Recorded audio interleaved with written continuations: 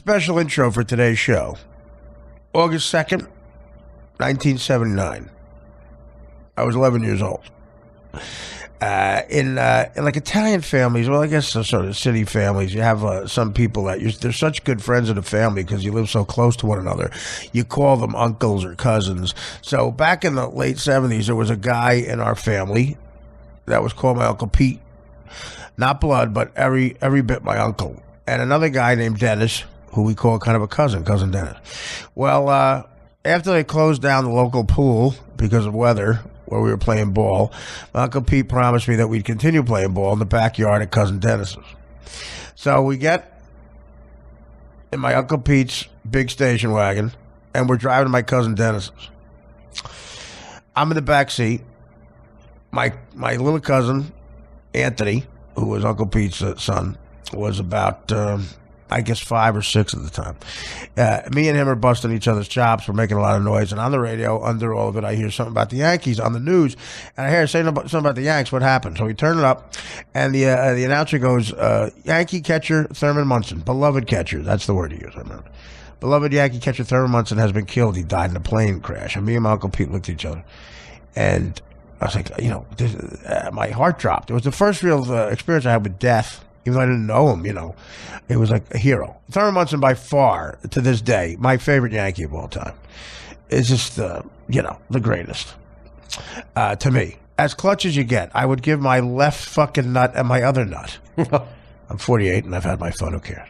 Now, I'd give a lot up to see Thurman Munson hit one more double to right center field with runners on second and third. He never made an out with 2 outs and runners on second and third. He just didn't. If you were going to draw the direct opposite of a baseball player of Alex Rodriguez. Like if you did a 180 and did the direct opposite of a ball player than Alex Rodriguez, you'd get Thurman Munson. He was that clutch and that great and not popular. So when we got to my cousin Dennis's, which was just another 2-minute drive, they were all in the backyard, and my Uncle Pete saw I was very depressed. And he said, come on, I'll cheer you up. Come throw the ball around. And I sat there with my glove, like a Norman Rockwell painting, at 11 years old, with my Yanks #1 in '78 shirt. And that me and my father bought outside Yankee Stadium for $5, or my father called it a fin. Because I gave the guy a fin. Outside from an African-American gentleman who had the money that he was giving out change in his mouth. Oh, God. A wad of cash in his mouth. And I cried.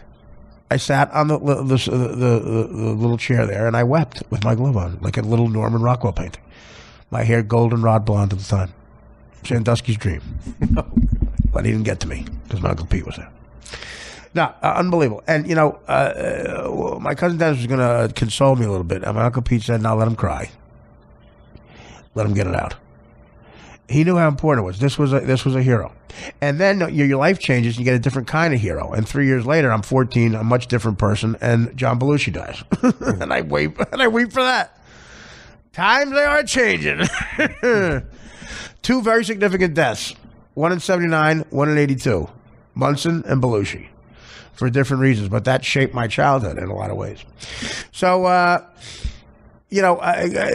people say to me, was it worth it going into show business? Was it worth it? You got some money, a little bit, you shot there, I wanted to be Jim Carrey, and I landed at me. Okay. C-list, on a good day, maybe B-. Bought my mom a house. A lot makes it worth it. But here's a story that to me really makes it worth it. You get to meet people that, you might not meet. When I was on the talk shows like Conan and Letterman as regulars, I would wear my Thurman Munson shirt all the time. And the 2 best talk show appearances I ever had, I was wearing my Thurman Munson shirt. No coincidence. When I beat that bitch in basketball in Vegas, when I was unconscious with a hangover, 40 shots of tequila and a lot of other substances in me, I somehow was unconscious from the three-point land in the wind in Vegas. Thurman Munson shirt. When I got a hit off that bitch a year later in Vegas, in the wind, hungover, Munson shirt, no coincidence. And on the talk shows, not Howard, I would say how much he meant to me. That was a good thing I'd be on the radio. You could really talk for a while. So it got back to Diana Munson, his widow. As classy as they come. And his son, Michael Munson, and his 2 daughters. They knew that this comedian, Artie Lang, talked about him all the time. And someone showed him a tape of me on Conan wearing his jersey. On Letterman, I called him the best man who's ever lived once, because I was telling a story. about the 77 series that you all would know if you know me. Look it up, Too Fat to Fish. Anyway, one of my good friends at the Stern Show, Richie Wilson, one of the TV guys who became a Howard TV guy, really great kid, Richie, and just had a son, actually, and he's going to take him to the Yankee game, which I thought was great. He just texted me. Richie knew I was a big fan of the Yankees. We had a Secret Santa and a big Munson fan, and he got my name in the Secret Santa. And he said, you know what? I got tickets to this Thurman Munson charity dinner that Diana Munson sponsors her. And I'd heard about it every early February, like around February 5th, 6th. Diana Munson comes to New York with her 3 kids. And, Michael being Thurman's only son and his 2 daughters. And they have this charity event. She raises money for spinal injuries and other things, like a good cause. It might be Lou Gehrig's disease, which one of his best friends, Catfish Hunter, ended up dying from. But something like that. It's a great cause. And he goes, you mingle with everybody, meet players, and she's there. And why don't we go? We'll go there. So he announces on the air that we're going to go. I'm taking Artie to this Munson charity dinner, and I thought, that's great. Word gets back to Diana Munson that I'm going to be there. And I guess she somehow talks to Richie, who's taking me, and says, don't tell Artie that we talked, and I have a gift for Artie. So we get there, and I'm walking around, and look, at the time, I'd been in show business for a while. I'd met a lot of famous people. I was in my mid-30s, kind of over it. You get jaded in this business, but still, I'm walking around, and I go, whoa, there's Greg Nettles. Who's the greatest fucking guy ever? I used Greg Nettles' name when we went to the Hard Rock Hotel in Vegas. We all had to use different names. That's the first time I really felt like a celebrity because they kept calling my room under my name. So he said, you got to change your name. And I made it Greg Nettles. And after the fact, I said on the air after we left that I was Greg Nettles. By the way, the next year I was Ron Guidry, and they found me because they just used every 78 Yankee. They went down the list. Smart motherfuckers, those Stern fans. I met Nettles at this thing. He had about 14 gin and tonics in him. He said, hey, you're the guy that used my name in Vegas? I go, yeah. He goes, just sign my name for the booze, not the whores.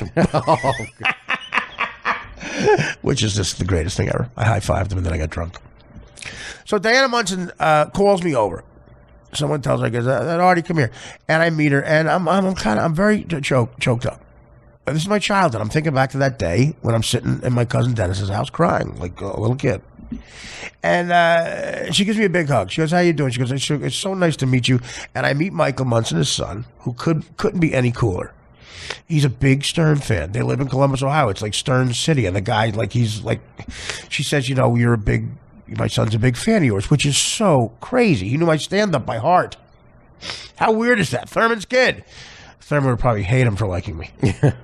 His 2 daughters are adorable and just wonderful people. I got to meet them. And Michael knew it meant a lot to me. So he says to his mother, well, you should give it to him now. Because I said, what are you talking about? So she goes, I have a gift for you. I go, oh, wow. And she hands me a box. And, a lot of times when an older woman gives you a gift, you got to pretend you like it or whatever. I get ready for that, like it's a scarf or a tie or something. And it's a old 1970s, like late 70s cotton T-shirt. Every T-shirt was cotton back then. I don't know why. It was all like good material.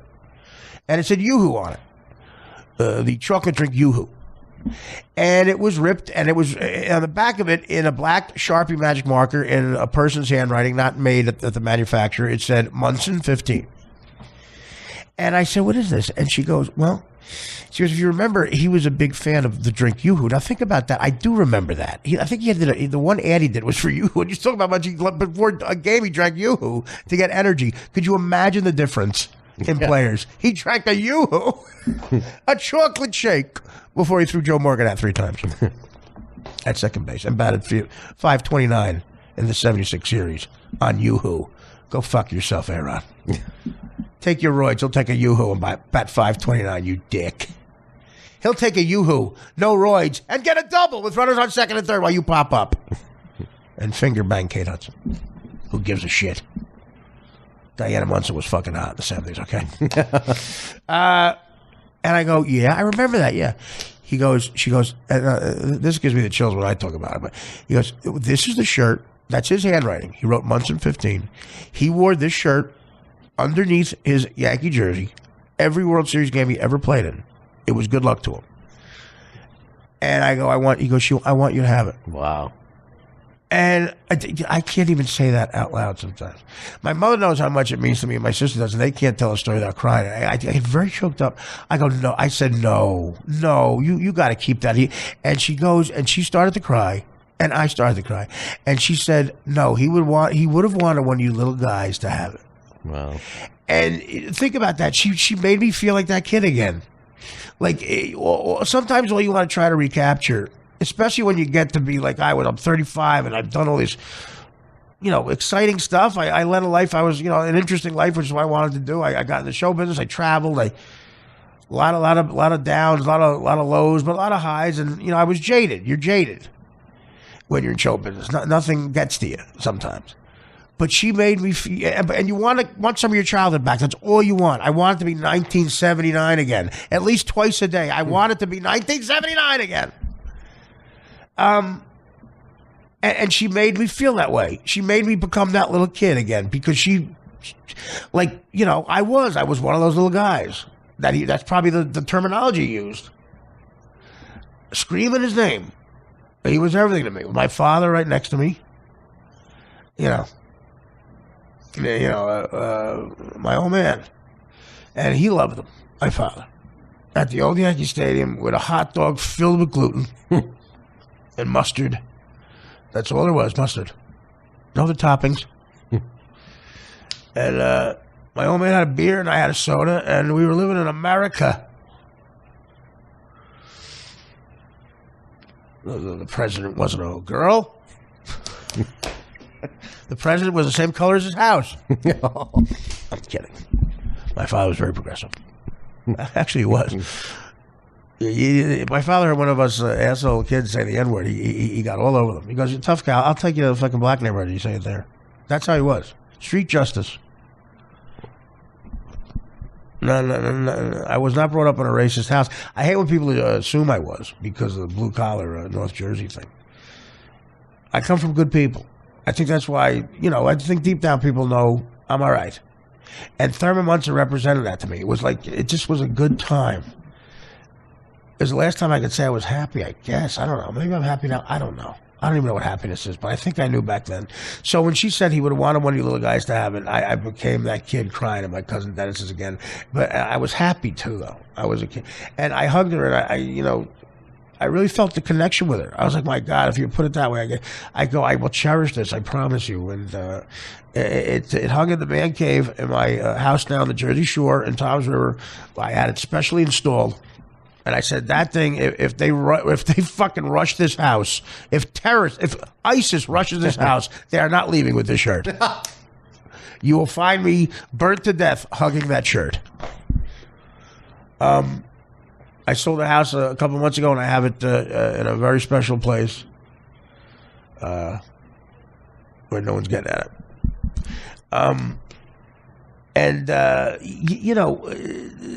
So that's August 2nd. Every August 2nd, I think Munson. And he was 32 when he died there. 30 fucking 2. I thought he was an older guy. I got 16 years on him already.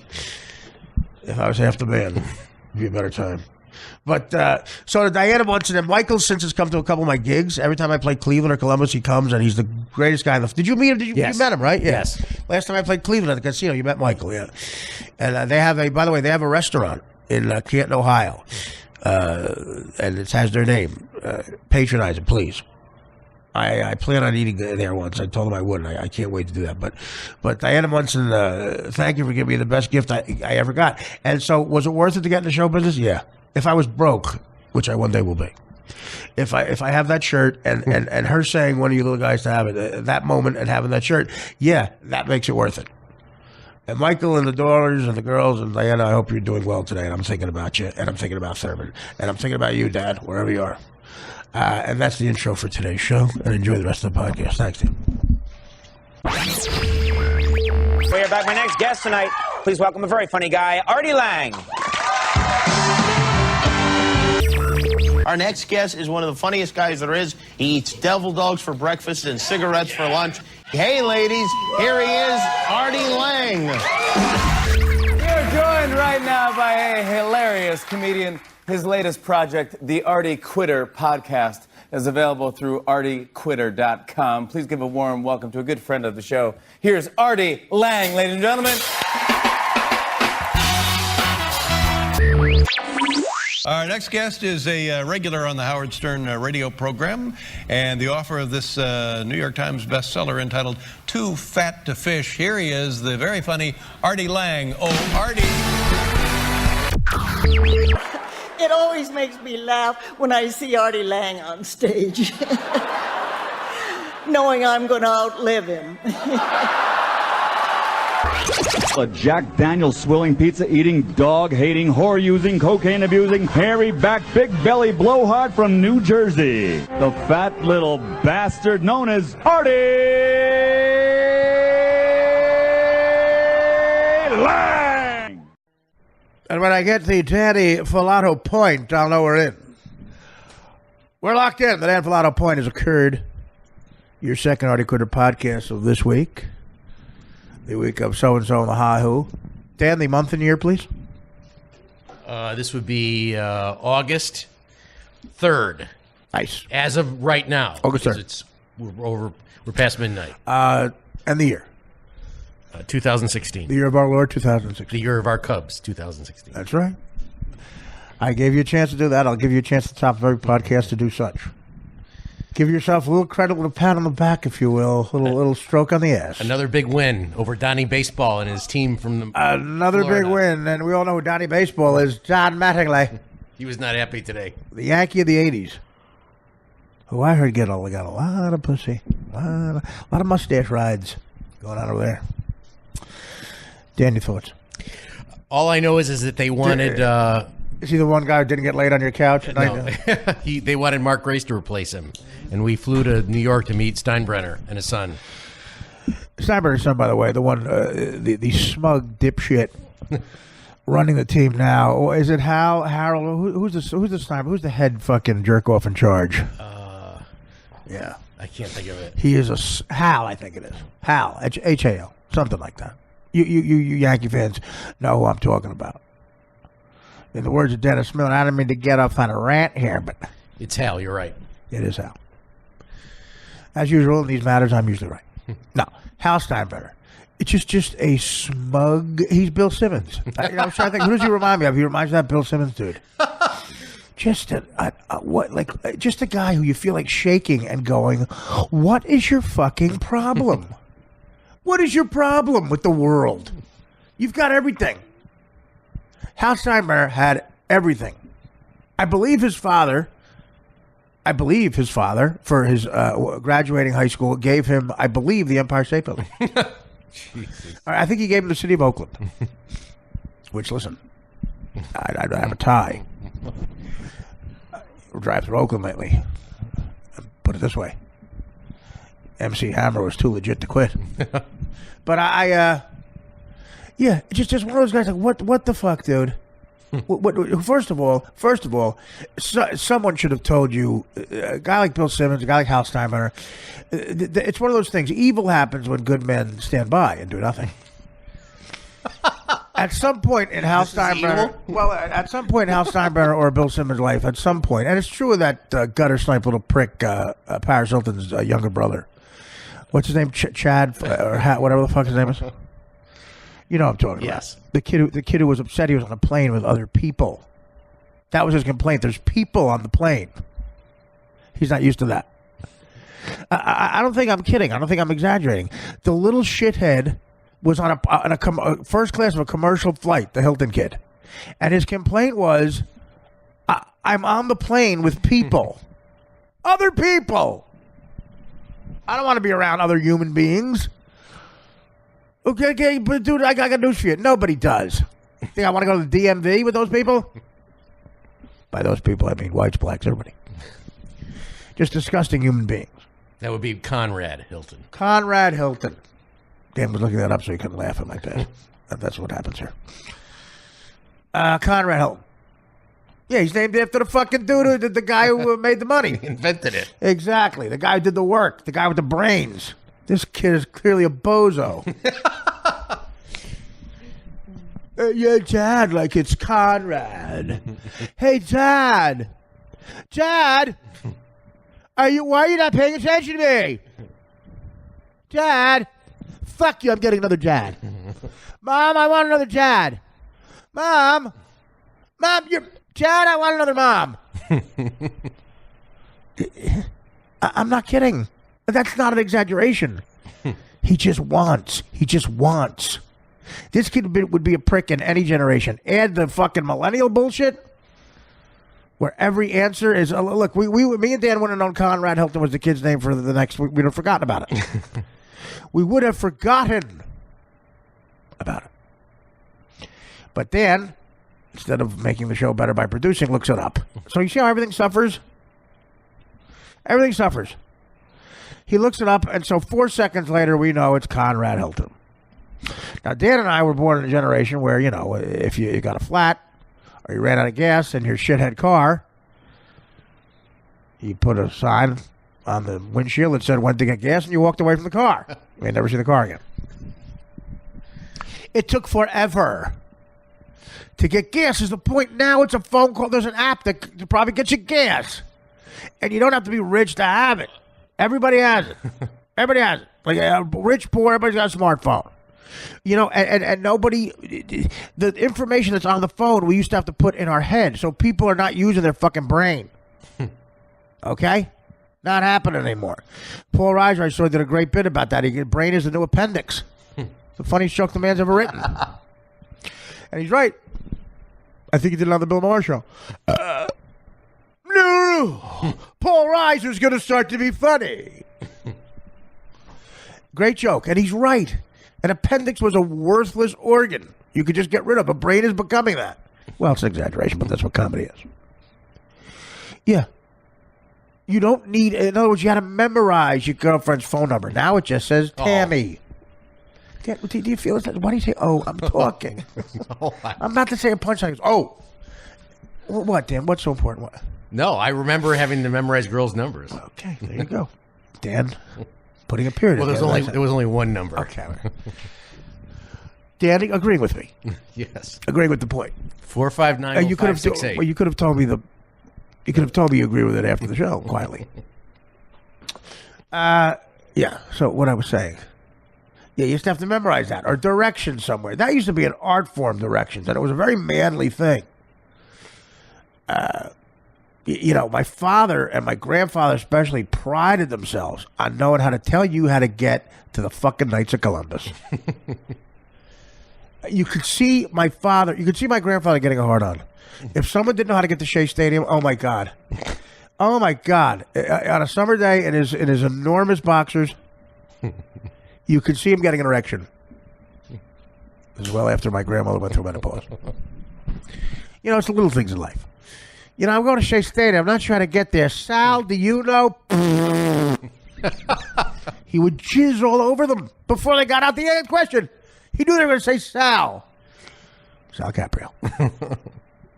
Sal, do you know how to get to Shea Stadium? Before they made the S sound in Shea, he came all over them. Yeah, you know, we're going to Shea Stadium today. I got tickets for the Mets, but you know what? I don't remember how to get there. Sal. Covered in jizz. Covered in Sal Caprio. I'm about to give you fucking directions. Come. And that's how my father was, too. Although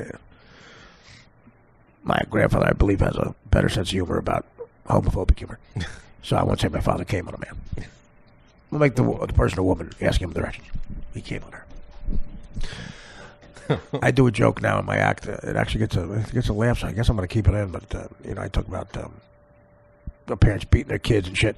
And I say, yeah, my father, you know, he didn't take any shit. He was old school. He would walk up. I did something wrong. He walk up to my room. He'd take over his belt. I know what happened. I had to blow him. Oh, God. And before I let them mind, you know, when you hear the belt, you think beating. Before I let them go away, that's the key to comedy. Real quick, blow him.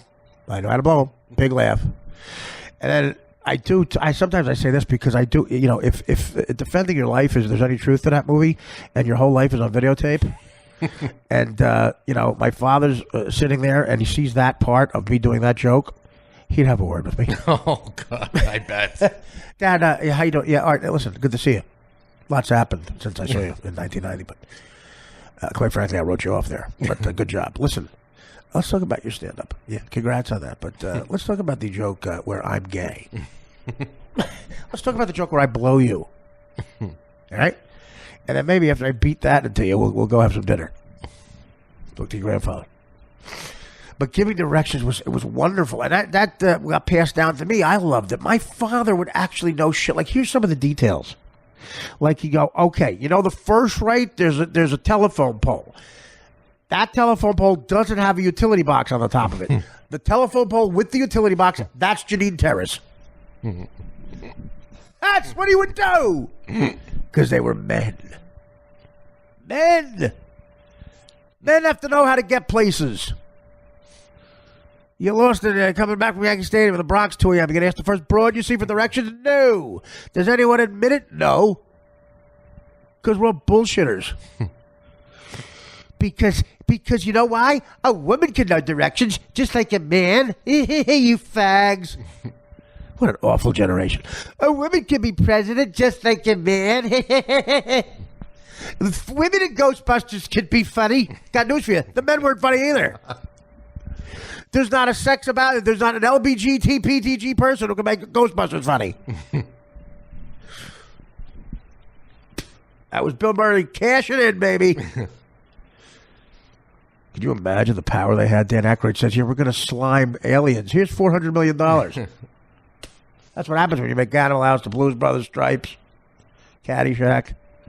Here's money for anything you want. Shit on a piece of paper. We'll shoot it. Women can be shut up. Oh, the worst is when someone starts off a sentence going, okay, first of all, I'm a woman of color. Shut up. Shut the fuck up. You're a black broad. What's wrong with black? What the fuck is offensive about black? You're black, I'm white. You're stating a fact. I'm a woman of color. Someone says I'm a woman of color. I go, stop the conversation. You're not going to like me. What does that mean? That means you're not going to like me. I just know it for a fact. Are you about to say you're a type A personality too? Yeah, okay. Let's stop right now. I'm not going to shovel the snow on your driveway. And I can't wait to tell my father is a woman of color. No, a woman of color. You know, one of my favorite people in the whole world, Marina Franklin, a great stand-up comic, black chick. Woman of color. Anyway, no, she's so really funny. She opened for me once down in South Jersey, and she fucking killed it. She you know, these radio fan crowds, as we'll put it, can be a little crazy. She looked at him like the outlaw Josie Wales, man. And she just hit him with smart, funny jokes. It was great. And she has a podcast that I did. And I became friendly with a couple of those girls. And, you know, it was good because we could have an honest conversation. Marita said that it's a great show. You like it, Art. There's me and 4 other women of color. And I said, can we just stop it? It's great to know somebody where you can be that honest. And she gets it because she has the thing that is the biggest sign of intelligence to me, a sense of humor. And we're losing that. Of all races are losing it. All of us are losing our sense of humor. Where's it going? You know, it went away. It went away. You know, there's apps now. There's apps. You have a GPS. You don't need to put in your brain directions. You don't need to put your fiance's phone number. It just says, you know, Amanda. Let's hit Amanda. You don't have to type it. You say, call Amanda. And the fucking thing calls for you. Do you realize what's happening? We're the first generation that's not as smart as their phones. We were always at least as smart as our phones. Our phones are smarter than us.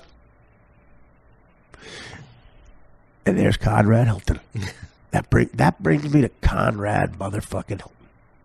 Right up there. And Bill Simmons. And who was the other shit that I mentioned? Hal Steinbrenner. Hal Steinbrenner. Hal Steinbrenner goofs on people.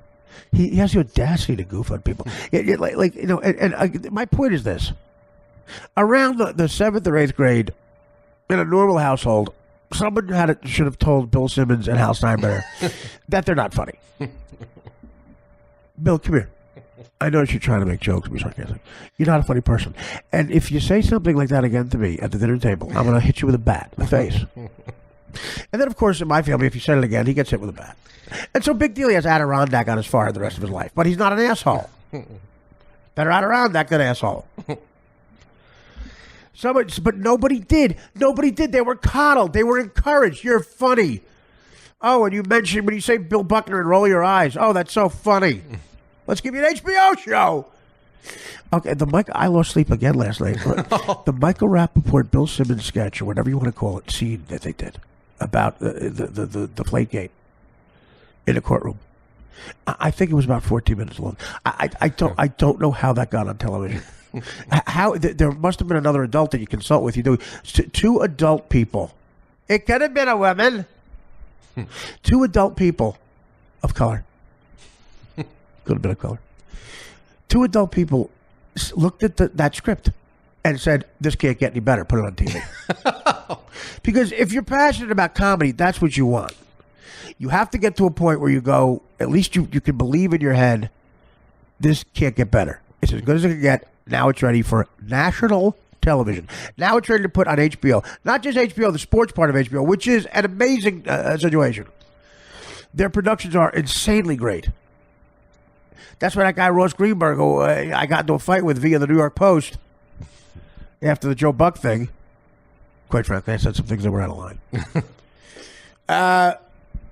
He didn't realize I was a fan of his shit. I loved everything he did. Everything he did was great. Mantle, all those HBO biographies. The one about Mantle, Tom. A little, I could do with a little less Billy Crystal. And I don't know those things. But. Anything good. His marriage could. Billy Crystal's life could do with a little less Billy Crystal. If Billy Crystal honestly assessed his life, he himself would go, I could do with a little less Billy Crystal. Again, there's another example. A smug dickhead. But however, very funny. Very talented. An insanely talented guy. Perfect impressions. Those sketches were very funny. You know, he can act. Look, he figured out how to do the Oscars. No one's been that good since. Might have a little fruit. Who knows? A little flimsy. No, but he knew. He just did it. No one's done it. He's a very talented motherfucker. Can handle any situation. Give him a mic and say, host the 9/11 concert. You got it. I'll hit you in about 10 minutes of solid stand up, and I'll introduce David Bowie. He's good, but he negates that by being a prick, and I know that I've talked to people who know him. I'll throw him under the bus. Who cares? They're all 80 years old. Chevy Chase was doing dirty work, and me and Norm said to him, all your guys there, it's a legendary generation. You, Steve Martin, all the guys there. You know what I'm talking about. Crystal's in that lot. Robin Williams. Who's a prick? Who do you hate? And without even hesitating, he went, Billy Crystal. Ask Harry Shearer that question. I'm sure Harry's in that group. You wouldn't finish. Who do you and Bill? Right. Bill. Right. Exactly. Would come out. Well, Harry Shearer's a prick too, but he's so funny. He's a you know what? He's a prick who's not a prick. I'll tell you why. Because he's so funny and cool. He negates the prick. He knows the prick. He fucking makes it funny. He wallows in it. He loves it. And he's hilarious. And he's not really being serious. That's the point. He's being ironic. And he's got a heart. You can tell. I'm proud to say I know Harry. That's one of the best things about Dan. I know that Bill Murray thing has not happened yet, but whatever. But no, Harry Shearer's that guy. He's an ironic prick. Billy Crystal is a prick. And Chevy Chase said, well, and I'll give you an example why. I'll give you the difference between a Harry Shearer and a Billy Crystal. Both probably the same talent level. Harry's probably smarter. I'll give it to Harry, and I know. And he invited me to his house. Now, he's a good man with a good wife and a good friend in Danny, and he should know that I'll do whatever. I'm there for him. I'm there for you. And one of the proudest moments of my life was doing stand-up for his event in Brooklyn. Well, they're going to ask you again next year. Well, guess what? I'm out of fucking town. No, that was unbelievable. And they talk about not mailing in. They stay on stage. I never talked to them off stage. I went there, did about 10 minutes of stand-up, left the stage. I never saw him off stage. Of course, I was a bit late.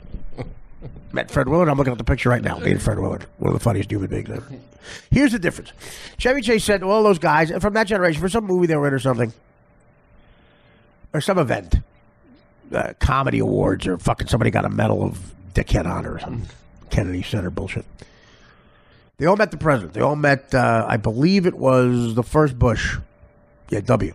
They swallowed their pride in politics. As the president, we'll go meet him. So they all meet him, and everybody's talking about what was it like. Everybody's making jokes and stuff. And Chevy Chase's like, I told him this, I told him that. You know, what comedians do. And he came out, and Chevy Chase said, I think it was him and like Steve Martin or maybe Lorne Michaels, whatever, they were standing there. They said to Billy, what'd he say? Billy Crystal said, you want to really know? And he goes, yeah. And he goes, he told me he liked my work. Oh, God. Like, dead serious. And Chevy Chase almost started to laugh, then he realized, oh, my God, he's serious. As if George Bush even knew which one he was talking to. George W. Bush wouldn't know the difference between those guys and a cow. He seems stupid. He's not, I guess. He was our commander-in-chief, whatever. I voted for him because he threw a strike before he gave the first pitch. Threw the first pitch out of strike with a bulletproof vest. That's why I voted for him. That's America. That's why you can't figure out the fucking Trump polls, because assholes like me are voting. I'm an uneducated white man. I'm a white guy, didn't go to college. So that's it. He told me he liked my work. Now, Harry Shearer, if he said that, he'd be kidding. He'd be being ironic. That's the difference. Yes, you're 100% right. There you go. So, you know, at some point, but here's the thing: like guys like Bill Simmons and Conrad Hilton and Hal Steinbrenner, they have that sluggish Billy Crystal has, but they can't do "You Look Marvelous." They can't do a perfect Muhammad Ali. By the way, a perfect Muhammad Ali. Talking to Howard Cosell, a perfect Howard Cosell. He's insanely talented. You know, he played the first fruit on TV. That's right, the woman with soap. Soap. So you got an Emmy for that. Howard Cosell loved Billy Crystal because Billy Crystal was supposed to be in the original cast of Saturday Night Live. Here's a good showbiz story. And he got cut. They don't know why. It wasn't really anything except maybe budget reasons, whatever. A half an hour before Saturday Night Live, the very first one aired, Billy Crystal got fired. Probably because he was a prick. I'm not kidding. Maybe they saw that in him. Like, in other words, he was backstage with Belushi and all these people. He was about to go on. And he got fired. October 11th, 1975 at about 11 o'clock at night Eastern Time. Half an hour before the first one ever aired, he got fired. Think about that, you know. And he didn't really make it for a few more years. He was 27 at the time. That's what he said. So Howard Cosell at the time had a show right up against SNL called Howard Cosell Saturday Night. And Billy Crystal went to do that because Cosell heard he did a great impression of him and Ali. And Cosell saw Crystal's impression and loved it. He put Crystal on that show. By the way, I'm looking at the TV right now. It says The Nasty Show hosted by Artie Lang. Are you kidding me? Well, that's what it said. I guess somebody made it, Mr. Guidance Counselor. Guess someone's not a shepherd. Anyway. Yeah, what was I saying? Billy Crystal fired. Yeah, he got fired by SNL. So he goes over to the Cosell show. And Cosell loved him.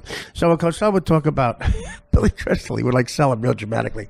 This kid does an impression of me and Ali. Fabulous! Cosell yells out of nowhere like, I had dinner with Mrs. Jackie Robinson last night. She looked stunning! I used to do a bit. Like one of the first bits I ever did. It was too old then. It was in New York. It's so hard to find a parking spot if you're driving. They come out of nowhere. You have to really be quick when you see it, so you don't miss it. So the best guy to have riding shotgun is Howard Cosell. Like, yo, all right, looking for a parking spot. Artie Lang's 1974 Maverick out of AMC Motors, just outside of Detroit in Deerfield, Michigan. We're looking for a parking spot. We're walking down. We're driving slowly. 17 miles an hour down West 38th Street. We make a right up. Right there! If everybody in the crowd was there, they would have done. 3 people did what you did. The other 3 people you can hear going, hey, can we get a check? My knife is dirty. When you can hear that, it's bad. Yeah, that was good. Not enough people at Cosell anymore. Here we are looking for a parking spot. 1971 Nova. Artie Lang in the cassette is the Night Moves album by Bob Seger. Lang bought that along with Darkness on the Edge of the Town earlier. Melody Records in Union, New Jersey. West 38th Street. We need to get a parking spot soon. He's got an audition. Right there! Right there!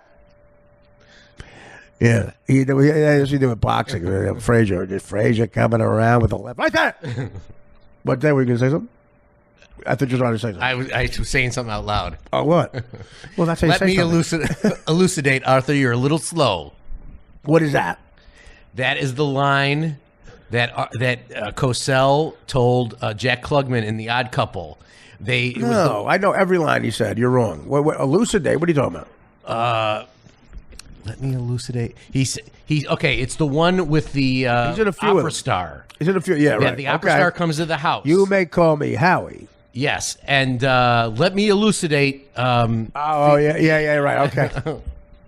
Yeah, he gets very condescending. I laughed so hard.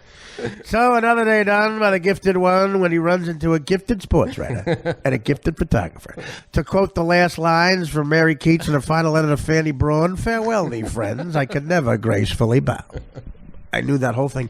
That line won me a Trivia Pursuit down the shore. My family and friends, my older cousins, were also really smart people. We're talking like 140 IQs. Never lost. I get to the finals. The final question, Trivia Pursuit. I'm on a team, me and my cousin Jeff. And it's poetry. We have to answer something about poetry, arts and leisure. And they said, what poet in the early 20th century was known for writing letters to the actress Fanny Braun? And because of that monologue, by Howard Cosell, I said John Keats, because that's what he says. I'm trying to. Cosell goes, to paraphrase John Keats in his final letter to Fanny Braun, farewell, thee friend. Remember that? Yes. Okay. Yes. Now I used to say that. Ask my mother to this day. But I knew that by the time I was in the 7th grade. I knew that by heart. I watched The Odd Couple and The Honeymooners. I shit you not, at 7 o'clock and 7:30. Odd Couple, Honeymooners. Every night, Channel 11 PIX in the New York City area. Then 11 p.m., 11:30, every fucking night. I watched both of them every night. I saw 2 Odd Couples, 2 Honeymooners. But I started in the 1st grade. My mother would encourage it. She would bring me up a broccoli ramen egg sandwich. I'd eat that in the 1st fucking grade. We sit there and laugh our ass off at Gleason. I'd walk into fucking the 1st grade the next day hungover looking. What happened? Oh, me and my mother watching. My mom, my wonderful mom. My young, vibrant mom. What a great mother. Did you walk to school? Yeah. Well, in the early days, yeah. It was kind of close. But my mother drove me to college for sure. County college. You lost your license? I lost my license. Let me tell you something. I lost my license, okay? And I for some reason, my mother said to try to do something. I was hustling pool. We were hustling 9-ball at the game room at Union County College. So I said to my mom, Mom, guess what? I'm going to enroll in college. But that was just when we had a pass to fucking, it would cost $400 to enroll for the course, for the semester. And I figured we'd win like 800 easy. We won like $1,400. I was up 800. But I told my mother, I'd say positively, I'm enrolling in class. She's like, whatever. Everything I did was terrible. She rolled her eyes. So I lose my license before classes start. I already told my mother I had no plans on going to class. I was going to right to the game room, and we were hustling 9-ball. I told you that we'd set it up. The money was on the 5 and the 9, and my buddy Deej would go before me, or my buddy Sabbath, and they would set me up. I'd hit the money in, and we'd split it. What about you? 1,500. Cost me $400 to get in. Don't do the math. And for any Wesley Snipes people out there, I paid my tax. So. By the way, Wesley Gutter Snipes. I want to pitch that to him. Yeah. So my mom. So I said, I got to make this look good. So I said, Mom, I got to get the. So my mother drove me to college. Oh man. Could there be the description of my life? Right there. Right there. The first semester. Okay. If there were a magazine called Loser with a capital L. OSER, American Loser. It would be a picture of me with a bloody nose and out of control hair and a cigarette. And underneath it would say, when Artie was 18, he had to go to summer school to graduate high school. He couldn't get into college. His mother was upset by this. He started hustling 9-ball at the local county college. So he figured to get a pass for the game room, he would need to enroll in college. So he enrolled in county college just to hustle pool. But then he figured it would make his mother feel great if he actually told her that he enrolled in college. So he told her he enrolled in college. 2 days later, he lost his license for 6 months. How? Too many points. That's when I told you I got caught driving backwards. Oh, right. Yeah. Okay.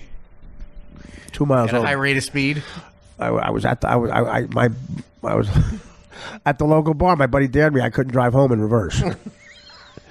My home was 2 miles away. We figured it out. I drove the entire way home in reverse. I was waiting at a red light facing the guy in back of me. The guy was screaming. And about 10 yards before my house, I got pulled over. Cop, anyway, I lost my license. I had more points than Ewing was averaging for the Knicks. I think I had 31 points. Debs was the good old day. My car I bought for $100 for my Uncle Sonny. It was a 1971 Nova, and my aunt Rose, very attractive woman, good woman, died of emphysema. It was her car, 71 Nova. My Uncle Sonny didn't even take the 100. He said, "Keep the seat, okay." Wow. Well, it's $100. He said, "Take it." $100 Nova. And by the way, one of the kids I won in pool installed stereos. He installed a stereo in the car for me. I said, "We'll call it even." He owed me like $800. He got me a Clarion stereo, put it in, installed it. 8-track or cassette? Cassette. Cassettes were fully in. It retailed for $400 installed, $300 more than I paid for the car.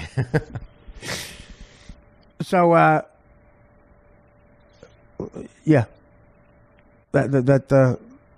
She died of emphysema, my Aunt Rose. Tell me how creepy this is. I get her car. It's freezing cold the first day. By that time, I had started smoking a lot of Marlboros.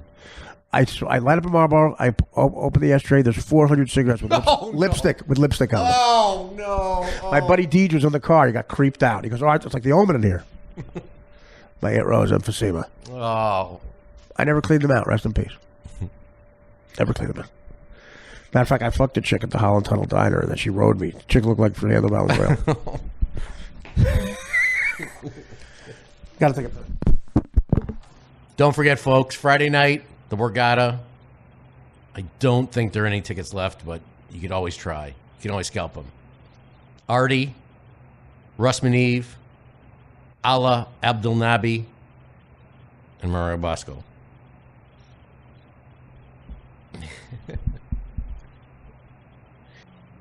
Yes, I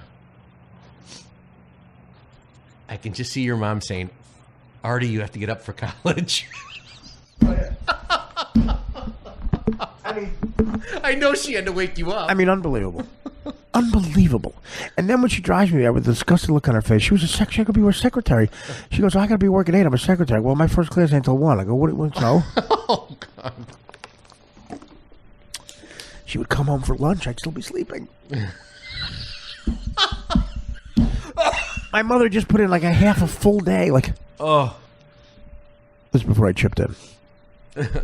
I would say shit like as a joke to my mother and sister, because when I was broke, struggling in New York, my sister tells a story all the time. My sister got out of FIT, and the winner that she was gets a job at Ralph Lauren. Could you imagine? She studies how to be, a designer at FIT. Gets out a few weeks later. She's a designer at Ralph Lauren. Top. Yeah, You're right. Exactly. Ain't no mountain high enough. And I would go to Ralph Lauren if I needed $20. I would go if I needed cab fare, because I got signed by William Morris, which is a good thing. But they'd send you on auditions, so I had to go to an audition, and with no place in New York to crash, that's where the Cocaine After Hour Club came. Sometimes I'd stay up 3 straight days, same clothes. The people at the comic strip start to notice. All right, you've been in the same clothes for 4 days, and the sets are getting worse. The comic strip in New York on the Upper East Side, 2nd and 81st, legendary club. It's still there. It's hanging on by a thread. First place to make me a regular. First place to pass me. Yeah, I used to, because I had no apartment in New York, and I didn't want to take the bus home and everything and have the money.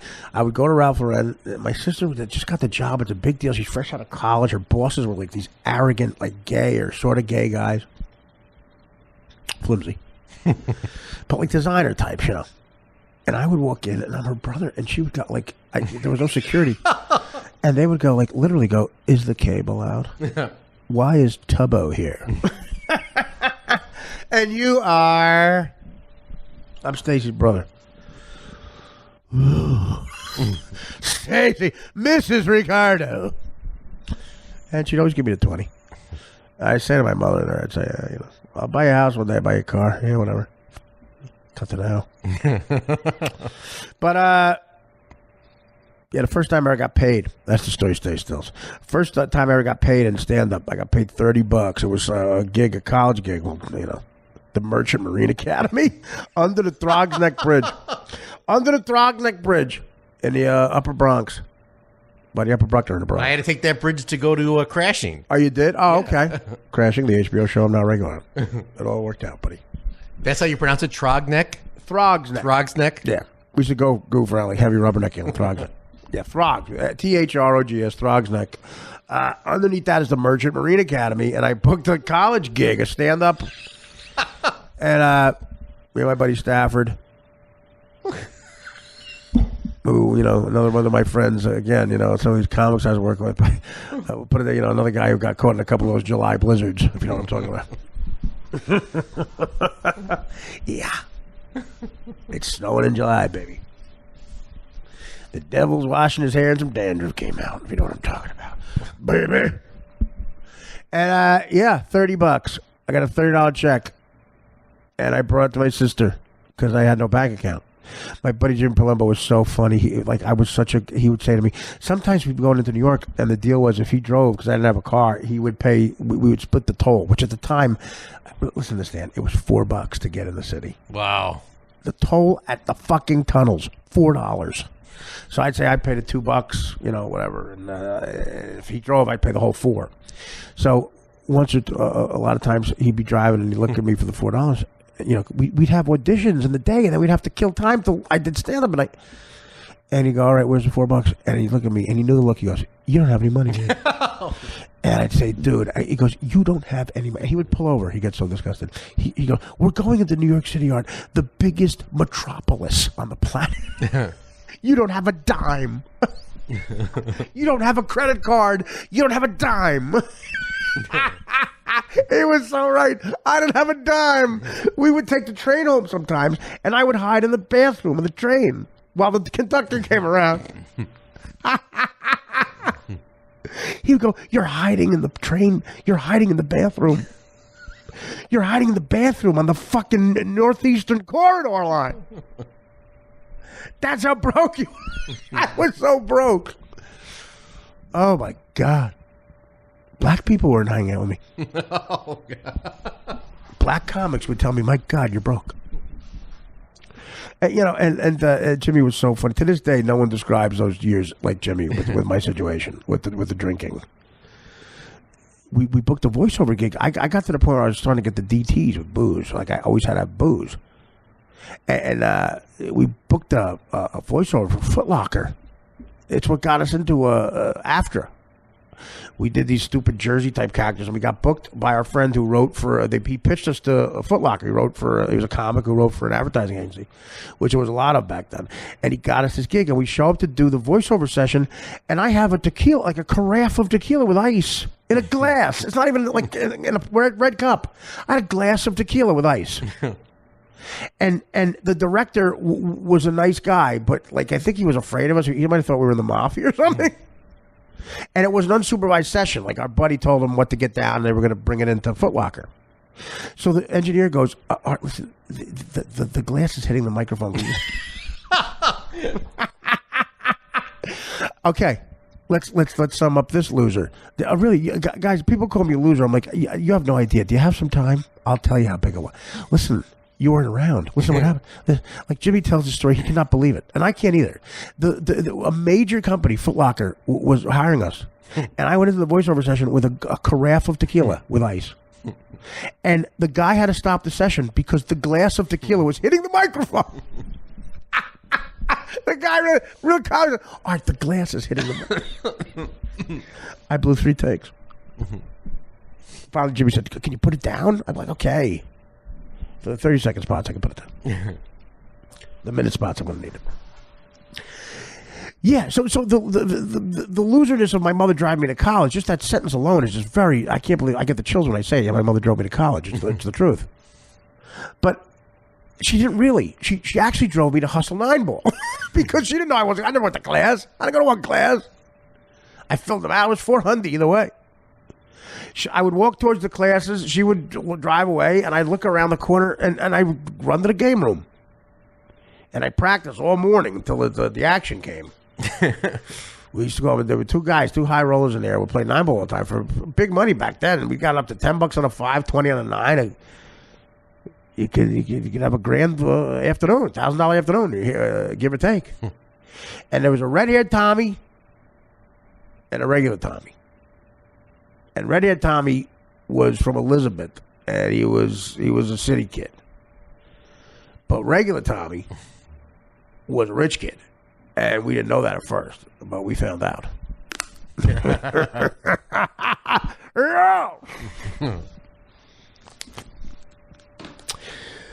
From then on, we called him Rich Tommy. And by the end, he was used to be Rich Tommy. Thank you very much. Anyway, God, those were fun times. What a bozo. What a bozo. Like, if I left that session, like, if you saw me, if you saw me what I looked like at that time, which is what I assume what Ignatius Riley looked like in the Confederacy of Dunces, the way he's described. The way that guy, Kennedy O'Toole, I reread that book recently. I reread it. I read it again every, year and a half or something. I start to miss it. You know how good a book has got to be for, I start to miss reading the book. Like, you miss seeing a movie. And in the beginning of that book, the way he describes what Ignatius Riley, the hero of the book, the main character of the book, the way he describes what he looks like and what he's wearing is so fucking funny. It's like a guy just who knows how to use words in the most brilliant way. You laugh out loud. And the way he describes him is what I probably look like. So to get dropped off by his mother, who was broke also, driving a 1978 Monte Carlo, we bought for $400. We drove that to welfare sometimes. And, okay, drop me off at college, at County College, at Union County College.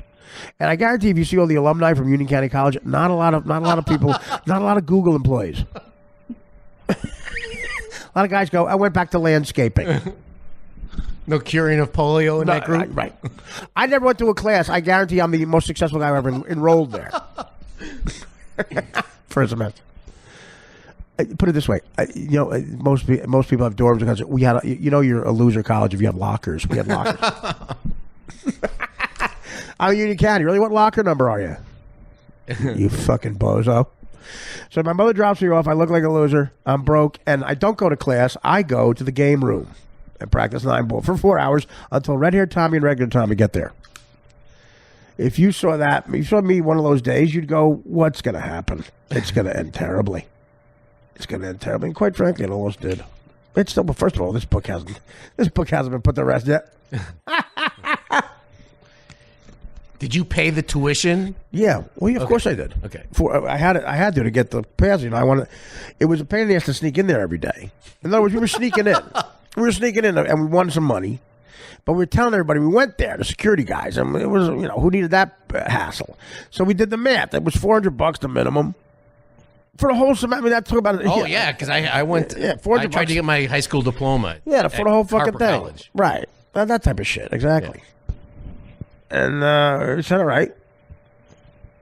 And our advisors, our poor Manaforts, we got together and we said, well, we'll two of us will pay the full for $400, and we'll all go in. And the other guys will, because you have a guest. So we split it. So it cost me $200 is what happened. Because the other guys, 4 guys split it. And the profit was, again, we all cut up about $1,500 we whacked up at the end there. Brutal. What happened was when we found out regular Tommy had money, we went to his place. He had a house not far from Short Hills. Jersey people know. Well, that's where these people are moving. That town. Oh, yeah, okay. Well, yeah. Oh, okay, yeah. Yeah, real, a lot of cash. A lot of scratch. And he had a pool table in his basement. I had a pool table in my kitchen for a while. We're trying to get to the basement. My father, you can fill in the blanks. My father came home with a pool table one night. And it didn't have any receipts or tags, put it that way. Yeah, he didn't do the math quite perfectly at first. And it was in our kitchen for about a week, the pool table. My mother was making mozzarella omelets. Well, calling four-ball side Oh, park. I bet you she loved that. Oh, she loved it. Oh. Oh, you know what, Dan? It was a real quiet house. What a quiet home. Oh, his wife has diabetes. I was watching Andy Hall. It's been on. And I gotta tell you, Dan saw Cafe Society, the new Woody Allen film, and you said it's great, right? Yeah, I really like it. Yeah, I mean, again, 80 years old. Woody Allen was born December the 1st, 1935, of my biography by Eric Lax. Best Woody Allen biography, by the way, is by a guy named Eric Lax. Unbelievable. And he wrote a biography about another comic, and it's not Pryor, it's somebody else, but the guy, I guess that's a genre. Brilliant. I have it somewhere in there, but I read that book a couple times on the road. December the 1st, 1935 is when he was born. So, in other words, he turned 80 last December. He's going to be 81. Could you imagine? I co-wrote one film that we couldn't get it done for 5 years. And I got, famous enough, whatever, amongst a certain group of people where we got a few $1 million, and we got it made. And me and Frank made our dirty work. And we said, look, it's going to be the one film that we don't compromise on. If it never gets made, it doesn't get made. We got to make it our way. And that's what happened. And we're very proud of it. I am. And like I was telling Danny, too, Dirty Work is getting a lot of love lately. It's on cable all the time. I know, and again, on August the 18th, I might as well give a plug. August 18th out in Long Island, I got to get an exact address, exact place. Variety Magazine, so it's totally legit, is sponsoring a screening. They call it a talkback. And they do it for films that they really love, that people request. And they're going to watch Dirty Work, and then I'm going to do a Q&A with the audience, and sold out, I think. Impressive. Nice. So I think, my film career, the smoke cleared, and I got two things that are legitimate sort of cult things, cult followings. With Dirty Work, and then the other one is one that I created in my mind because it's from a short film, and I co-wrote with my buddy Frank. He wrote most of it. He's the real writer, but I certainly wrote enough to get a nice credit. And Frank directed it. I started it. I did the press. Frank did all the pre-production. It was a 50-50 down the middle, and we each had rated R jokes that we loved. We based it on Slapshot or Animal House, something like that. Bad News Bears, and we got it done the way we wanted to. And God bless the Stern Show because it got me the juice enough to do it. But that was difficult. Woody Allen writes a movie a year by himself, gets it made, a true auteur. Is he in it, by the way? He does the voiceover. Okay, so he's not in it visually. He finally figured that out. I got to tell you though, I guess the guy doing the impression of him is Jesse Eisenberg. Whenever Woody Allen's not in a movie, the guy who would have been him, you could tell. Like Will Ferrell's done an impression of him. The worst is Kenneth Branagh. I got to tell you, that guy's a brilliant actor, and the movie Celebrity's underrated, but he's sickening as Woody Allen. Yeah. He's an English guy doing a Woody Allen impression. Oofa. Especially the storyline with Winona Ryder. He's so pathetic in that. Charlize Theron, too. Anthony Mason picks him up. So hilarious. Rest in peace. A great Nick who was found on the courts at West 4th Street. That court, West 4th Street, by the Village Underground. The basketball court with the chains? Yes. That's where they found Anthony Mason. Wow. Canadian League found him. Canadian pros, they used to scout, and then that's where the Knicks got him from. So technically, indirectly, they found Anthony Mason.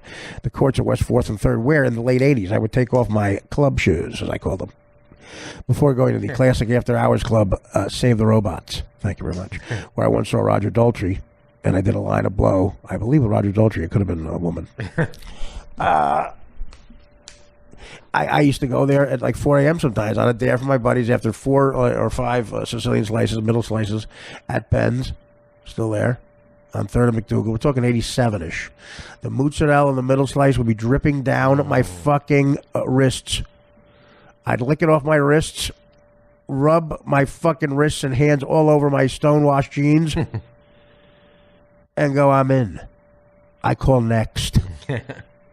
And all the brothers would be like, what the fuck, Nick? Get your ass. That's how black people talk in the 80s. They say, fuck your ass. Get your ass out of here, man. Fuck your ass, man. Fucking motherfucker.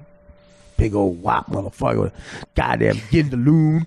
Little greaseball motherfucker with that shit. Ethnic humor was way bigger back then. Yes. We all said that shit to each other. Get your ass out of here, man. Yo, you hear about the motherfucker? They tried to bomb Italy in World War II. The fucking bomb slid off the motherfucker. That's how greedy he is, motherfucker. Then I would do an N-word joke. Didn't go over as well. I'd say next. And for about 5 minutes, I was unconscious from the outside. Didn't know what to do. They couldn't contain me. Nothing. Jaeger bombs, vodka cranberry. Unconscious. I'd show him WAP from 3. Good. Dago from 3. Good. Looks like the ball slid into the net, fucker. I loved it over there. I digress. Anyway, yeah, so there's always an impression. Kenneth Branagh, terrible. Will Ferrell's not bad at Melinda. He does the Woody Allen impression. But Jesse Eisenberg does him now. You know? And Match Point, not a comedy. So nobody, by the way, is doing Woody Allen. Right? Nobody is.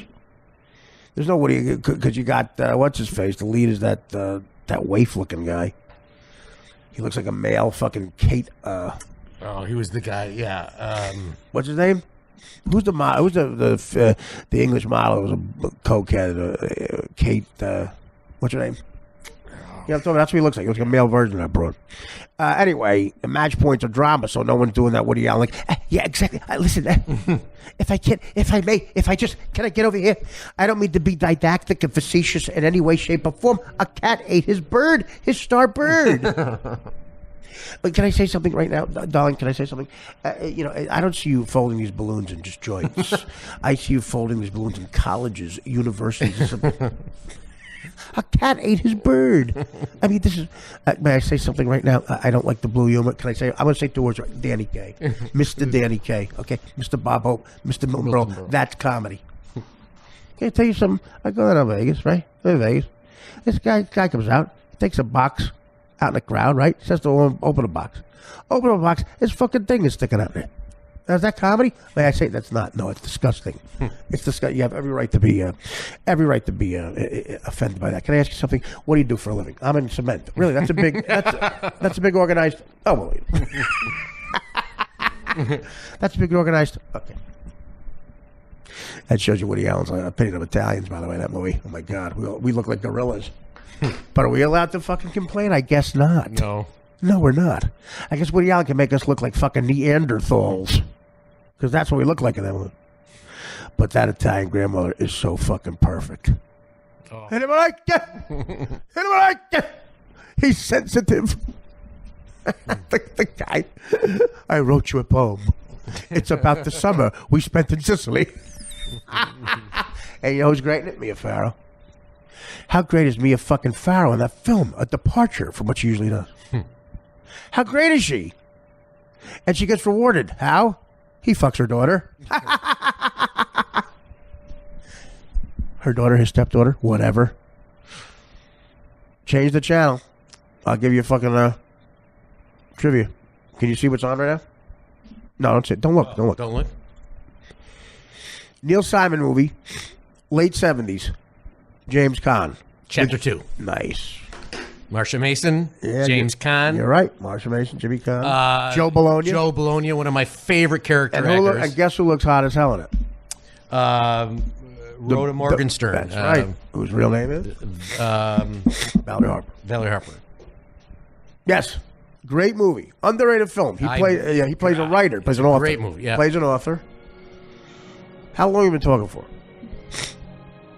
52 minutes. 52 minutes. Marsha Mason just gets over. Yeah, look at Valerie Harper. She looks. She just got skinny, right? She got smoking body in this movie. She looks like one of the first chicks to shave her box.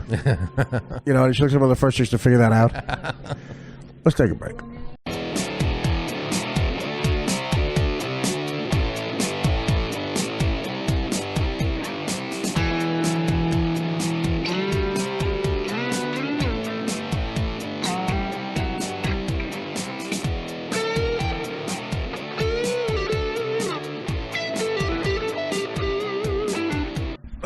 Ready? Ready. We're back. Took a little break there. I flew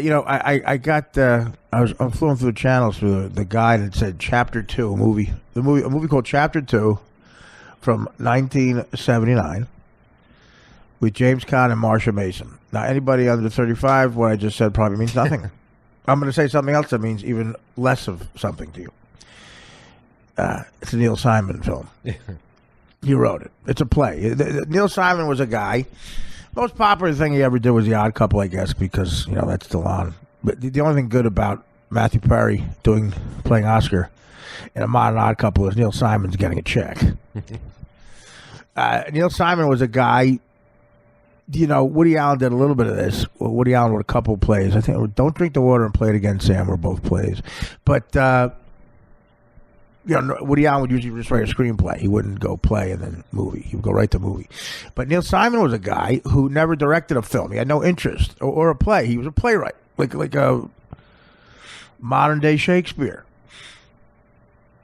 I'd say you want to talk about success and prolific conversations, you got to say that he's as close as you get to Shakespeare. He wrote a play a year, like Woody Allen wrote a movie a year for a long fucking time. And The Odd Couple was a huge hit on Broadway. It became a film that was a big hit, and then it became a 5-year sitcom in the 70s, and got syndicated.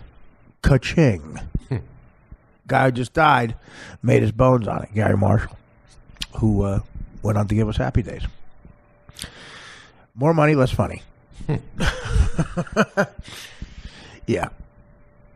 But, I'm watching this, I'm thinking about how time has changed. This movie was 1979, so what are we looking at? 35 years? 36 years? I was, 12 when it came out. And it was one of those early HBO movies on cable that I just fell in love with because I loved James Caan. Loved James Caan. Ever since I saw, The Godfather, and what your kid's heterosexual if his favorite character is Sonny. And my favorite character was Sonny. Yeah. That's how you know your kid's not gay. How do you not like James Caan? James Caan is a guy who a guy loves. There's nothing, and he's a great actor too. He's not bullshit. Then I saw Freebie and the Bean, the ultimate, buddy cop movie with Alan Arkin.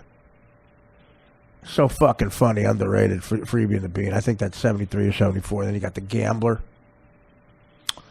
You got the whole James Caan, and he was as big a star as you got back then. He was Bank, so he got offered everything.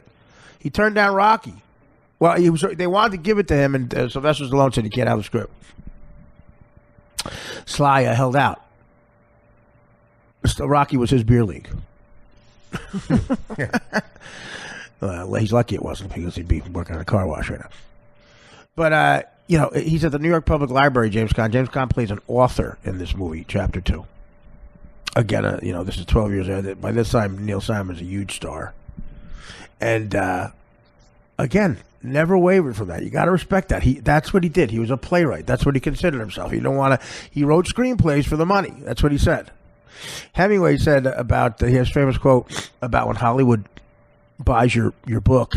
He says, here's the only way not to go crazy if you're going to sell your book to Hollywood. What you want to do is you want to drive up to the border of Hollywood, throw your book over the wall, catch the bag of money they throw back, and then just drive away. Yeah. Drive away and not care what they do to it, because they're going to ruin it. You're going to hate it. You're going to want to shoot yourself in the head, shoot them in the head. Just never see it. Pretend it doesn't exist anymore. You have the book. And I guess Neil Simon sort of thought that way. Although, he obviously, he was, in many respects, just as good a screenplay guy than a screenwriter. Oh, absolutely. Yeah. One of my greatest comedies of all time, The Heartbreak Kid. That is... Okay, I don't think that was a play. Was that a play? Probably not. It doesn't seem like a play, but it might have been. Again, he wrote plays that then became films. He wrote a play that Hollywood would buy, and then he'd write the screenplay. So that was his format. I doubt it. That's something we got to Google. Let's use technology for that one, because I'm too curious. And you have to, with James Caan, you have to mention Brian's song. He was unfucking believable in that. Everything he did, especially in the 70s. He was a 70s guy. And then ending with Thief in 1981. He does Thief in 81. Michael Mann, who's known for a ton of things now, The Insider and Heat, Miami Vice on TV. But his first film that he might have wrote or co-wrote but directed was Thief with James Caan, and it is so fucking good. Again, like a guy's movie times a billion. James Caan plays a thief, and it's just a character study on the mindset of this guy, which is what The Gambler is too. He was great at character study. He was great at playing a guy who had a lot of winner qualities about him. Which basically in The Gambler means he can fuck a young what's her face? Yeah. What's her face with Tuesday Weld? No, not Tuesday Weld. She's the thief. In The Gambler, it's with the fucking thing between her, with the gap tooth. Lauren Hutton. Oh, Lauren Hutton. Holy fuck, young Lauren Hutton. I've seen her recently. Oh yeah. Jesus Christ. Jesus Christ. She should have been on some plane. But went down. No, yeah, really smoking. And but they have a flaw in their character that makes them self-destructive. And with The Gambler, it's just that, the risk taking. He needs action. It's not about winning. It's about the juice. That's what they say. And you'll keep staying there even if you win. You're not trying to win enough money, so you have a goal to where you buy the jacket you like in the window. You keep going. And in Thief, it's a similar thing. Right, so he's just great at playing those. The original anti-hero, I think, is James Caan. I'm watching this. I'm thinking how life has changed, and it's he's in the New York Public Library, and I always wanted to go in there after I saw this movie. I said when I get older, I'm going to go in there and I'm going to write. And that's exactly what I did. You can get it for free. Anybody could go in, and in those struggling years that I talked about in New York, I was with a sketch comedy group. That's how I helped get me on Mad TV, and we made a lot of noise in New York, and we would rent theaters and put these sketch shows on, and we were killing it. And that's how I got enough buzz to get an agent and get on TV. And it was a fun time. I was driving a cab, mostly broke, but I had enough money to get by. And every once in a while, a chick would hang a curve over the plane. That's what. But, I would go into the New York Public Library and write sketches and stand up. And it was right before everyone had a computer. Like, I'm looking at the public library, you don't have to go anymore. He's an author in 1979. He's got a pen and a pencil. A piece of paper and an actual book in front of him at the library. The laptop's out. The world has become science fiction. That would have been science fiction. Everybody with those laptops out, the phones. That's what it's become in just 35 fucking years. What's going on? There was something romantic about going in there with a pen and a pencil, piece of paper in the New York Public Library where James Caan was in the movie Chapter 2 and writing a stand-up act for myself that eventually got me on Band TV, and I bought one on my house. Is that the one by Brian Park? Yeah, that's the original one. Brian Park is, guess what Brian Park was? The original reservoir for New York City. Wow. That was the New York City Reservoir, where the New York Public Library is right now. Brian Park and the library, that entire lot was the reservoir for all of New York. And then when New York expanded out, I was going way uptown. But, interesting fact. You can look it up. And that's where they built the library. That's on 5th and 42nd, the main branch of the New York Public Library. Gothic. And I loved going in there. I don't know, I just felt like a winner. And I'll never forget, after I shot the pilot for Mad TV, it got picked up. We all went out to dinner. The executive producers and Quincy Jones took the whole cast out to dinner in Hollywood, and they were about to go in the next day for the last session of meetings to see if the show was going to get picked up. And they said, guys, they love the show.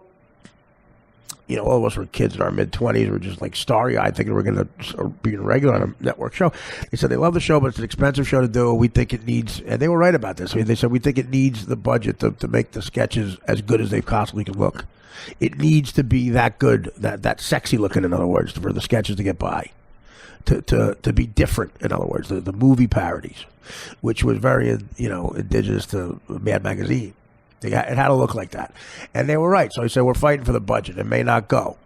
So we're like, okay. That's why I got on a plane. The next morning, I get on a plane and I fly home. And in the 5 hours it took me to fly back to New York, I got off the plane and obviously 1995, no cell phones. I went to the first working payphone I could find, and I put in my little code. my credit code and check my voicemail, and the first voicemail with the 2 executive producers, we got picked up for 13 episodes. And, basically they said that they're probably going to give us a full season. Huge news. So, I made 15 G's for the pilot. The year before, I made 22 grand driving a cab. Oh, man. And then I made about 11 grand, 12 grand doing like stand-up. So 34 G's I made the year before. Well, in 94. And that was coming off a $70,000 a year at the port when I quit. I made 70 grand that last year at the port. So the pilot was 15 G's, and they were going to negotiate. It would look like it was going to about like between 8 and 10 grand an episode. So, I knew I was going to make, the first person in my family was going to make 6 figures a year was going to be me. That was a guarantee. I'm cracking a hundy, baby. Well over 200. And in 1995, I made about 350 grand. And I never looked back, baby. I haven't been that close to that in years. Can't get me out of bed for 350. So, I hit the lottery. I hit the lottery. I'm a fucking dope from Jersey working at the port. I had to go to summer school. I'm fucking hustling regular Tommy and red hair Tommy 3 years before. I hit the lottery. I called my mother. We hit the lottery. The comedy lottery for now. Sketch comedy usually leads to movies. Well, that's where they get people. Not sitcoms, from sketch comedy in particular. Network show Saturday night up against SNL. A ton of press, which is what I always dreamed of. I tell people I never dreamed of SNL. I wanted to be on an original show. Like your own thing. I really did. In my mind, the show was much bigger than Matthew People. But it stayed on 14 fucking years. And, I just felt like I got my foot in the door and it wasn't going to leave. Now, I know I have my demons and, but I don't know. I had a cocaine problem that was massive. And when I tried to beat it in L.A., coming down from the coke, I needed more time. The crash was horrible. And it put me into a depression. I couldn't live without coke, and I was trying to get by, to do that show every day. And I was a zombie. And I couldn't tell anybody what the real reason was, because a lot of red flags. And then I said, fuck it. My grand idea was I'm going to do coke till the end of the season and then take the summer off and kick it. Because these guys at these shrinks and these rehab guys said, you're going to need a couple months to come off the blow, the amount you're doing. I said, fuck it, I can't stop now. So I started doing it again. That was my theory. And 3 weeks after I made that decision, I was in LA County Jail. Yeah, so, a lot of bad moves. But yeah, I had a lot of crazy times. What was I talking about? What started that scenario? Okay, we were talking about the public library. Oh, anyway, Chapter 2. Yeah, that's what I went. I got back after I found that out, and I remember I went to the first thing I did. My goal was to do stand up every night that summer, to get good enough, because I was on Mad TV. I was getting gigs. I was getting hour-long, where I had a headline. So I had about a half an hour I liked. I needed another 15 minutes to an hour to headline. So I was going to get that, and I had to do stand-up every night. So I was writing new material. Anything I looked at, I tried to make a joke out of, which is not the way to do it. But I would go to the New York Public Library, and I remember calling the executive producers wanted me to call them to talk about sketches, that they wanted me to come with prepared ideas. And I called them from the telephone at the New York Public Library, because that's where I was going to write them. And they gave me ideas. I was on the phone for an hour in the telephone booth. And I walked down, and I was there for another 5 hours writing out sketches, ideas. That's how much I love the New York Public Library. And I totally get it from this movie, Chapter 2, because he goes there. It's like a 2-minute scene. Calls Marsha Mason from it. The little lamps. You ever been in there, Dan? You'd love it. Oh, yeah. I love it, yeah. The little lamps that they have over the thing. Yes. I don't know how it's still there. Who goes to who reads books? Who goes and gets a book out? They have a lot of lectures there, and right. Yeah. Like, you've been to a lecture there? Yeah. Like, who have you seen there? Eric Larson. Really? Yeah. I know he was there. Great author. Yeah. Wrote threw a perfect game for the Yankees. Don Marshall. All right. Man, look at that ass on Marsha Mason. Yeah, I don't know. You know, she never did it for me. And then I didn't realize how hot she is in this movie. She's hotter in this movie than she is in movies before. It's like this is when broads started to figure out how to look good, like when they got older, like even sexier. That's what Valerie Harper is here. She wasn't nearly as hot in Rhoda. And that's like 3 years before this. Don't you agree she's hotter in this than she was in Rhoda? Yes.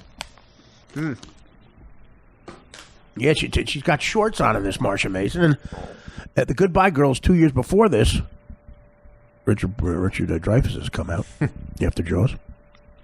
How about Richard Dreyfuss there? Nice little run. He had the movie before Jaws that got him all that fucking notoriety. The Education of Duddy Dick or whatever. You know what I'm talking about? Yes. And where he looks like a boy, and then he grows the beard, and he's in Jaws, and he's fucking great in Jaws, really great. All three of those guys, man. Jaws is a movie where the first hour and 20 minutes, it's a great movie. When those guys get on the boat, and just the three of them are on that boat for the last half hour to 40 minutes, it becomes an absolute classic. For the first hour and 10 minutes or so, it's a great movie. The last 45 minutes with those guys on the boat, it's one of the best movies ever. That's what makes it. That's how good those guys are. They just carry it out. Because think about it. There's no wrap-up scene. There's no he gets back to the wife and hugs the wife. You don't see any of that. You don't, because you don't need it. You're not beating that part. It's those three guys. He finds out Richard Pryor's alive. Richard Dreyfuss. Richard Pryor would have been better in that part. Motherfucker. You ain't gonna do this on a boat, are you? Quit. Yeah. So, little quick podcast for a year. Danny and I bringing it to you. 3:15 in the morning. After a night that I did The Odd Couple. No, not The Odd. What did I do? The Godfather. Dave Juskow. I did Clemenza and The Godfather again. Good crowd tonight. Good job, Juskow. You did a good job. I played Clemenza. It was fun. And shout out to a kid named Sam Morrell, young comic. He opened for us. I've known Sam for a while. He was a guest on the Artie Lang Show, right? Him and his buddy Joe. Two funny guys. But, I never really saw Sam stand up at length, and he opened for this Godfather thing I did tonight with Juskow, and Russ Beneve was in it, and Buscetti. It was fun. A funny comic named Lenny Marcus, Richard Klein, who played the neighbor in the Three's Company, and a really great guy. Is friends with Juskow, of course. He was in it, and I got to do Clemenza. But Sam Morrell opened for us, and really funny fucking jokes. Young comic named Sam Morrell. Try to check him out. Give him a shout out. And he's one of the guests on the Artie Lang Show on DirecTV. We helped launch him. He's not launched yet, but he will be. Amazing joke writer. So shout out to Sam. What we're going to end with here is Vinnie Monroy. I guess that's his name on Twitter, right? Yes. I don't know. We're a talented kid, man. Vinny is fucking funny. And he's written some of the best Dan is Gay songs. And we're winding down on these. You could beat a dead horse joke for a while. And we've beaten dead horses for a long time here. The dead horse we're beating here is Danny Gay. By the way, I just saw Ivanka Trump talking to Greta Van Susteren. And again, our buddy David Tell on the first Comedians episode said that when Greta Van Susteren was talking to Melania Trump, it looked like Cinderella talking to the mop. And Ivanka Trump makes her look like way more of a mop. God, Ivanka Trump is fucking hot, but she is so rich and hoity-toity. You want to strangle her. She talks like a prep school kid. Everything's perfect. And she talks about her father. My God. They can't help but be condescending. She talks about her father. Greta, Mop. Mop, when I grew up, my name is Greta. Okay. Don't interrupt me, Mop. Broom. When I grew up walking construction sites. Really? Okay. I grew up walking construction sites with my father. And my father wouldn't just walk through a construction site. Oh, I'm getting douche. It's so fucking sick. He wouldn't just walk through construction sites, Greta. He would talk to people. He would talk. Yeah. This is what she actually said. He would talk to the people doing the work. And he would get their point of view. In other words, what he's saying is, who would want a point of view from a fucking dickwad laying a brick? Who would want a point of view from someone whose hands get dirty?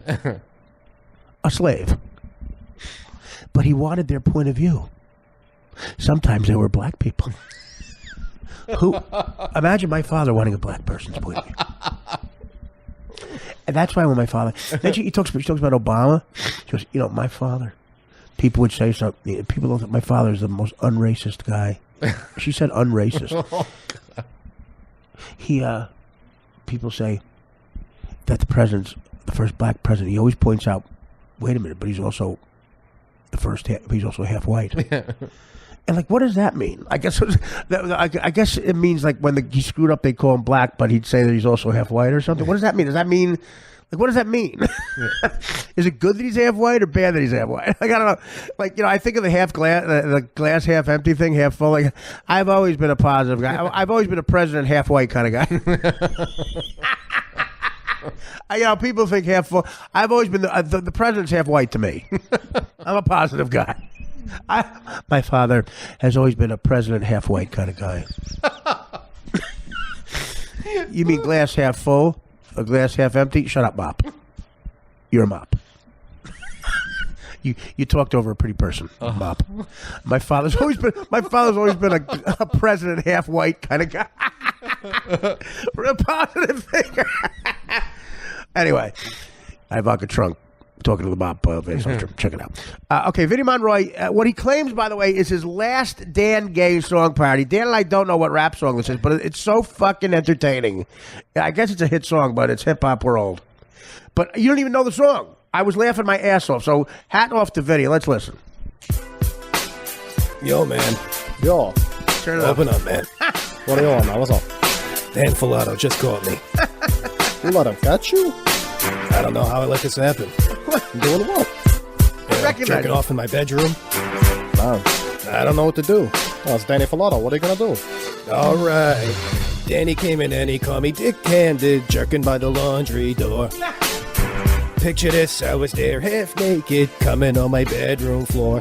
How could I forget that Danny loves to do laundry? The whole time I was jerking it, he never took his eyes off me.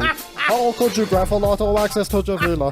Trespasser a witness and you know he like the peeler. Too good. You better watch your back before he turn into the killer. Situation's best for you to sell me is a peanut. To be a true player, I have to know how to play. Dan Filato will tell you he's not gay. You're a legend, but never dude. listen to the word that he say. Vinnie When time. Danny come at you, you say no way. But he caught me in the bedroom. It was Danny. Saw me jerking on the sofa. Oh, now I know it. I know the song. He even heard me in the shower. It was Danny. He probably has me on camera. It was Danny. I caught him peeping on my shoulder. It was Danny. Heard the words I was moaning. It was Danny. He heard my screams getting louder. It was Danny. He watched until it was over. Danny came in and he called me dick-handed, jerking by the laundry door. Picture this, he was there rock hard, playing with his laundry balls. How could I forget that Danny loves to do laundry? The whole time I was whacking it, he never took his eyes off me. Make sure you know what's out to get the right flicks. Whenever you should see them make the bigger little flicks. As funny as it be by the way that they complex. On Twitter is Mr. Mixerplix. You know you're not gonna be worried about bringing little things from the past. Hardy lick elected, then he'll go to new time mass. Dan Filato will go to Apple class. That's all a front for getting in the ass. Apple class. But he caught me in the bedroom. It was Danny. Saw me jerking on the sofa.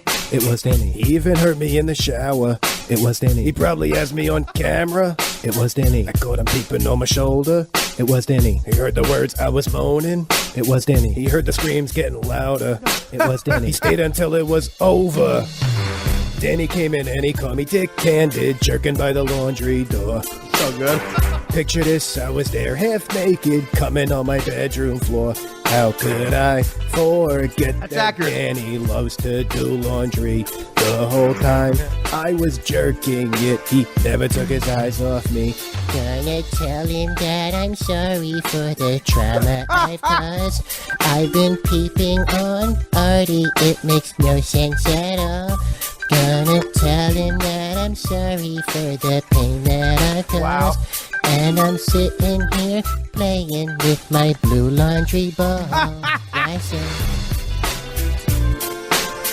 Yeah. That what we just heard is just, I finally recognize the song. That is, there's not enough clapping in the world I can applaud for. I mean, Vinny, amazing. That is so fucking funny. And the obscure podcast references, Apple class. And the blue laundry balls, think about it. The balls are not just balls, they're blue. We've tweeted out a picture of the laundry balls, haven't we? Yes, yeah. Okay. So fucking funny. Well, bravo, Vin. Thank you. And he says that's his last Danny Gay song, not his last song. Right. So you're more in the gay songs, but not the last songs. He's focusing on Mario Bosco. Oh, good. That's good. But we do some plugs, right? Friday night I'm at the Borgata. And Ala Abdulhamid, the tallest person I know, who's an adult, is going to introduce me with Mario Bosco, the shortest adult I know. And we might get my road manager, Tim Sullivan, standing between them. Oh, man. And we'll pass a note like in gym. Down to the bottom to top. No, they're going to do just 5 minutes, nothing crazy. Ala's become a real good friend of mine, a good friend of the show. The guy's great on the air. He'll be here tonight. Just want to, tonight actually, yeah. It's because technically it's Wednesday morning, absolutely. And on the podcast with Mario together to absolutely help talk about Friday. They're going to introduce me. I'm at the Borgata Friday night. Might be sold out. I don't think it is. Might be some tickets left. I love when I'm at the Borgata. They're good to me there. It's going to be a fun show. Everyone's going to be in the building from Filato on down. A lot of friends and family. So first time I'm playing the Borgata in a while. I believe last Valentine's Day, right? Yes. I know that was a long day. Yeah. Something interesting happened in the morning in Brooklyn. And something very interesting and tragic happened at night. And then Danny drove home in a snowstorm. Yes. Because I needed something up here. What a long day. That'll all be, hopefully, in Dan's book 5 years after I die. A detailed version of it. When I think of Danny Filato, I think of loyalty. He's a good man. Thank you, Dan, for everything, and I mean that. I'm not even kidding. Especially lately. I love you, brother. Especially the my New Balance sneakers that I'm wearing. I have Velcro. These are the whitest Velcro New Balance sneakers. They look like what, an exercise time at an old age home. It looks like what the Marx Brothers wore for their exercise time in the late 70s at the Woodland Hills Actors Home with Charles Lawton with the first spin class. But I love him. Dan was right. I love him. How thoughtful. My old sneakers smelled like piss and shit. He knew I'm being an artist. I was making TV. I was making radio, stand-up comedy. I was writing a book, doing deals. This is what I was doing. I don't mean to be didactic and facetious. So Dan gets me sneakers. I love them.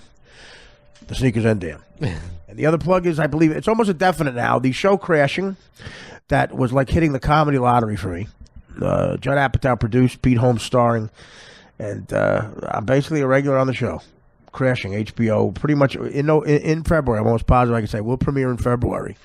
Judd's other show, Girls, big hit on fucking HBO, and it's supposed to be right after that. They might do that and call it an Apatow block. And I'm proud to be a part of the show. Apatow has lived up to everything. One of those guys are a talented motherfucker who's got all the success, and sometimes they don't. What's funny to you? No, I mean he's one of those guys who he lives up to the hype. Especially not just as a director, but as a guy. Like, it's always the guys who have shit they can be arrogant about that are never arrogant. The guys who you have nothing going on, they're arrogant for some reason. Yes. But Judd, you think he never had any success at all. He's that humble, but he's bringing it. He's our fucking. He does everything, TV and prolific, and it's all good. A lot of hits, and I'm glad to be a part of it. I'm part of the good part of show business for a fucking change. I'm not the outlaw dirtbag. I'm proud to do it, and I think Judd and Pete were nice enough to say that they might. I'm in it so much, and they like what I did that I'm probably going to be part of the promotion, which includes a stand-up tour with those guys. It looks like it's going to happen. Nothing in concrete, but I got it on good source that. I'll be involved with that press. And I proudly will do it because Pete is a talented motherfucker, and I just said Judd is Judd. And I'm involved here in something that could be kind of cool. Of course, I am involved, which means it could not be cool. And, in fact, end our careers. No, so February, I've been given the okay to say it's probably going to happen. And that's it. All right, so another podcast. Dan, I love you. Guys, we'll have more coming. Keep an eye out. There's Artie Lang saying, take care, why not brush your hair? And as Tim Kaine would say, by the way, I'm going to premiere this, my Herman Tim Kaine character. Tim Kaine, of course, is the effeminate running mate of Hillary Clinton, who also speaks effeminate Spanish. Los nosotros, la polices, bandidos. Senor Trump-es, bandidos. Los nosotros, Antonio Banderas. Okay? Feliz Navidad. Feliz Navidades. Los Ocho Clintons. Hillary Clintons. He's an effeminate Spanish-speaking running mate. And I'll be doing my Herman Tim Kaine, which will go like this. Yeah, this is the Herman Tim Kaine. Los Nosotros, my hell. This motherfucker sound up like a broad up in this motherfucker. This motherfucker sound feminine. This Herman Tim Kaine, Los Nosotros, la pizzeria. What am I saying? Los Nosotros, Hillary Clinton, my ass. I opened up a Spanish pizzeria. Yeah.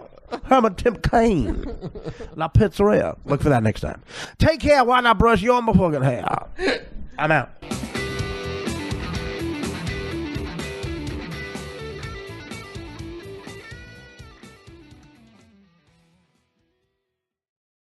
Hey everyone, as is our custom, we like to play Vinnie's songs at the end of the show without us interrupting.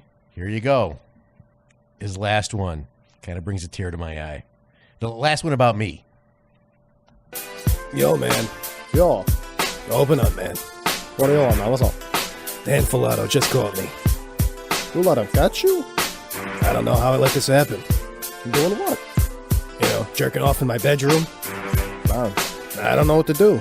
Oh, it's Danny Filato. What are you gonna do? Alright. Danny came in and he caught me dick-handed, jerking by the laundry door.